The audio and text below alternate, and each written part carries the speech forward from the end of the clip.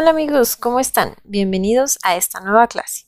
En esta ocasión, la clase número 2 de Biología 2. En esta clase podrás encontrar teoría celular, la célula, clasificación de la célula, teoría endosimbiótica, partes de la célula y su función. Empecemos por la teoría celular. Con la invención del microscopio se pudieron observar las células vegetales en el siglo XVII. El biólogo italiano Marcello Malpighi fue de los primeros, si no es que el primero, en observar las células. Robert Hooke las bautizó como cellulae, del latín celda, a partir de sus observaciones de cortes de corcho. Vean esa cara de entusiasmo por la ciencia. Van Leeuwenhoek fue el primero en observar bacterias, protozoarios y los propios espermatozoides. Y su caso es un caso curioso porque él realmente no era científico formalmente hablando, es decir, no tuvo esa formación. Él era un mercenario y empezó a utilizar el microscopio para observar la calidad de sus distintas telas. Sin embargo, él hacía apuntes muy organizados, muy explícitos y realmente tuvo un interés muy grande por lo que empezó a observar, así que sus aportaciones hicieron muchos avances en el campo de la biología. Aquí podemos observar una imagen del microscopio que él utilizaba. Tiene la lente y una aguja para colocar la muestra, aunque parece más como una pala o algo extraño. Javier Bichat fue el primero en definir un tejido como un conjunto de células con forma y función semejantes. Theodor Schwann y Matthias Jakob Schleiden formularon el primer principio de la teoría celular. Todos los seres vivos estamos formados por células. Theodor Schwann, por su parte, trabajó con la célula animal y dijo que todos los seres vivos, en este caso todos los animales, están formados por células. Y por su parte, Schleiden trabajó con la célula vegetal y llegó a la misma conclusión, pero hablando de los vegetales o las plantas. Esta pregunta generalmente viene en exámenes, por ejemplo, Comipems, exámenes de ingreso, el examen de ingreso a la UNAM, etc. Y yo básicamente recuerdo que Schwann es el de la célula animal porque Schwann me suena como alguna marca extraña de jamón o algo así que siempre recuerdo que él es el de la célula animal y Schleiden el de la célula vegetal. Rudolf Virchow fue el primero en demostrar la bipartición celular, o sea que las células provienen de otras células. Louis Pasteur comprobó plenamente esta teoría con sus experimentos para demostrar que la vida no se genera espontáneamente. Y así llegamos a los postulados de la teoría celular. Número 1. Todos los seres vivientes están compuestos por células. Número 2. Las funciones vitales de los organismos tienen lugar dentro de las células. Y número 3. Todas las células que existen proceden de otras células anteriores. Al igual que nosotros, cada célula que forma nuestro organismo puede crecer, reproducirse, procesar información, responder a estímulos y llevar a cabo una asombrosa variedad de reacciones químicas. Estas habilidades definen la vida. Hay organismos unicelulares y pluricelulares. Nosotros y otros organismos pluricelulares contenemos miles de millones o billones de células organizadas en estructuras complejas. Pero muchos organismos son solo una simple célula, es decir, los organismos unicelulares. La célula se puede clasificar en célula procariota, que es aquella célula que no tiene núcleo y que es más primitiva, o célula eucariota, que es aquella que sí tiene núcleo, y a su vez se divide en célula animal y célula vegetal.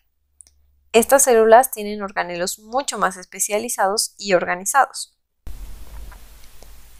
Ahora hablemos un poco de la teoría endosimbiótica. Las evidencias sugieren que las células eucariotas evolucionaron a partir de sus ancestros procarióticos, es decir, de las células procariotas. Y eso no quiere decir que estas últimas ya no existan. Aún podemos encontrar los dos tipos de célula, pero las teorías sugieren que las células eucariotas tuvieron un proceso evolutivo relacionado o directamente a partir de las procariotas. Las células eucariotas tienen aproximadamente 1000 veces más volumen y su material genético es más organizado. En la foto podemos observar a la microbióloga Lynn Margulis, quien propone la idea de que algunos organelos, como los cloroplastos y las mitocondrias de células eucariotas, fueron alguna vez células procariotas de vida libre, es decir, que andaban por ahí. Pensemos qué significa esto, que dentro de una célula, un organelo, como el caso de los cloroplastos o las mitocondrias, realmente eran células procariotas independientes y que pasaron a ser parte de la estructura de las nuevas células. ¿Cómo podría ocurrir algo así? Observemos este diagrama. Tenemos un huésped antecesor, es decir, una célula ahí inicial. Esta célula realiza un proceso de endosimbiosis, que básicamente consiste en rodear aquello que se quiere comer o que quiere digerir o que quiere hacer parte de su cuerpo. En este caso, de alguna forma, esta célula detecta que esa parte que está ingresando a su cuerpo es útil, ya que puede realizar algunos procesos por su cuenta. Y entonces, en lugar de ser digerida, se queda ahí como convirtiéndose en un órgano. En el primer caso, las bacterias se convierten en peroxisomas o en mitocondrias. Y en otro caso, lo que se absorbió a través de la endosimbiosis fueron bacterias fotosintéticas ancestrales que se convirtieron en cloroplastos.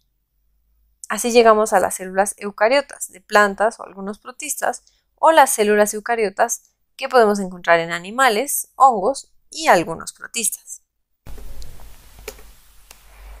Ambos tipos de células comparten características comunes.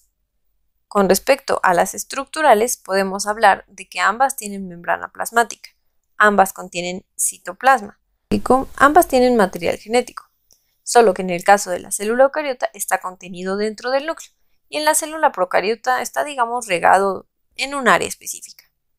Ambas tienen ribosomas y otra variación importante está en el tamaño. Las células procariotas suelen tener de 0.1 a 10 micrómetros y las células eucariotas de 10 a 100 micrómetros. También tienen características comunes con respecto a las funciones. Ambas llevan procesos de nutrición, ambas pueden hacer la autorreplicación o la división celular, ambas tienen metabolismo, ambos presentan crecimiento y diferenciación siguiendo un proceso genético, las dos pueden hacer procesos homeostáticos o de autorregulación y las dos tienen una respuesta a estímulos del ambiente. Además, las dos presentan procesos evolutivos. Ahora hablemos un poco de las partes de la célula y su función. En esta imagen pueden observar una célula animal y sus distintas partes. Hablemos de algunas importantes. Esta imagen la saqué del libro Biología Celular, cuyos autores te dejo en pantalla. Los lisosomas son vesículas que contienen enzimas para digerir macromoléculas y partes celulares. Las vesículas son sacos membranosos que transportan sustancias. El citoplasma es la matriz semifluida que contiene los organelos, sin el núcleo. Es como esa gelatinita en la que están todos los demás organelos suspendidos. Los polirribosomas son cadenas de ribosomas, que veremos un poquito más adelante, que simultáneamente sintetizan la misma proteína. El aparato de Golgi sintetiza, empaqueta y secreta productos celulares. Las mitocondrias son organelos que realizan la respiración celular produciendo moléculas de ATP. El núcleo posee membrana nuclear doble con poros, cromatina que está formada de ADN y proteínas. Los nucleolos son los productores de las subunidades de los ribosomas. El núcleo básicamente dirige las funciones del resto de la célula. Los ribosomas son partículas que realizan la síntesis de proteínas. Ya habíamos observado de este lado unos polirribosomas, es decir, una cadenita de ribosomas que realizan la síntesis de la misma proteína. El retículo endoplásmico puede ser de dos tipos: rugoso, que es el que tiene adheridos los ribosomas, y el liso, que no tiene ribosomas y sintetiza moléculas de lípidos. Para recordar esto, me fijo que el rugoso empieza con R igual que ribosomas y que el liso empieza con LI igual que los lípidos.